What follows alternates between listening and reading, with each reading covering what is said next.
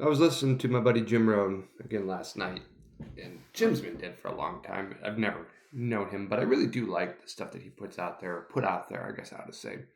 And in it last night, as I'm walking around my neighborhood, he's talking. He's got a 4 hour long session on Spotify, like an old seminar he used to do. So he's back in the 1990s, and I've been working on this slowly, chipping away at it. And last night he said, affirmations without discipline is delusion.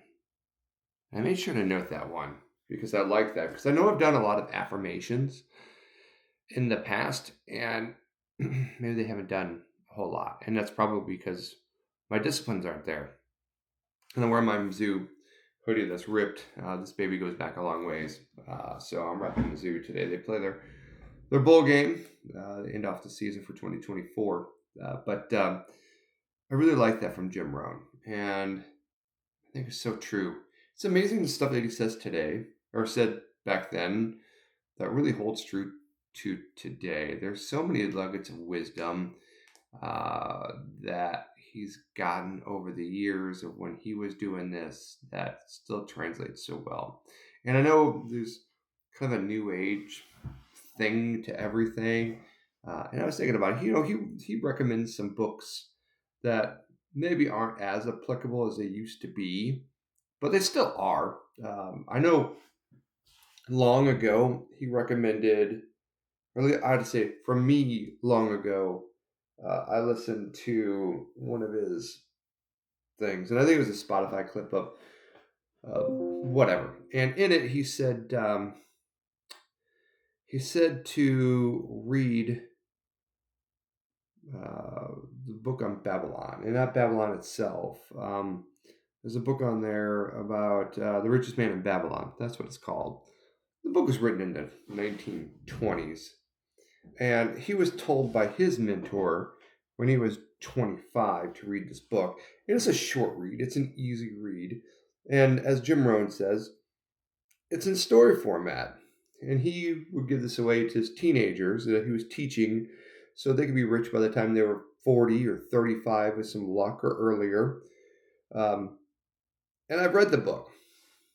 But he says, and I'm listening to this last night, the number of people who go out there and do what he says, it's probably about 10%. So probably 10% of the people who ever attended his seminar probably read The Richest Man in Babylon. This is easy. I love the way he talks. It's easy. I love it. I love it. I messed up. That's one of the things that was really cracking me up as I was walking around. I was 25. I was broke. I messed up. And, as you read The Richest Man in Babylon, there are definitely some takeaways that I think are super applicable. I love this one, and I use it with my own kids, and I use it with myself as best as I can. I'm still working on it a little bit. But live, and I've got it written up on my board right over here, live on 70% of your living expenses, right? 70% of your income, and no more, should go to your living expenses. 10% of your income should go to investments. 10% should go to your savings, and 10% should go to your fun or hobbies. So you live off of 70%, you get to play on 10%, and you're keeping the other 20%, one for investments, one for savings. So that 10% is growing. For the investments, the savings are they're growing, but they're slow. But they're there in case you got something that goes on. And I love this. It's such an easy breakdown. And that's what probably was my biggest takeaway, other than how bankers really work. And I know what bankers do, but I think the book does a really good job of explaining it. The Richest Man in Babylon, that is. So I'm a fan, and I definitely highly recommend it for anyone. But as I'm watching or listening to this 4 hour long, and I still have an hour and a half left to go, seminar, Mr. Rohn talks about a lot of different things, and he drives the point home over and over again in a very humorous way, in a way that pretty much only he can do. It's kind of like only Mel Brooks could get away with what he did, although good luck today trying to do that. but he's driving home a lot of different points. And they all started discipline, right? But even before that, philosophy. And I've talked about this before. You got to have the right philosophy. You got to have the right disciplines. And I love he's got a whole hierarchy of these things. And finally, after you learn, you do, you teach. And he says, if you teach it, then you're going over it again and again. So if you tell 10 people about something, well, now you've read it, you've learned it, you've applied it, and now you're teaching it. But you're not teaching it once, you're teaching it 10 times. So think about how much better that is going to be on you for the repetition and you learning it. So teach and think about you're going to share that knowledge with others. And you're going to relearn that because the best way to learn something is to teach it. And I've always known that one. If you have ever had to try to teach something, oh my gosh, you have got to know the ins and outs of it because you're going to get tons of questions. So you're going to prepare so much better. So teach, teach, teach. And I love that part.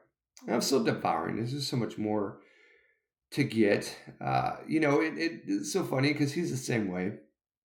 He's talking in this particular seminar that he was in Australia and watched the Dr. Zhivago, third, fourth, fifth time, whatever, while I was there. And he's like, I finally got the ending. I finally got it. I finally got the point of the whole movie. I got the ending.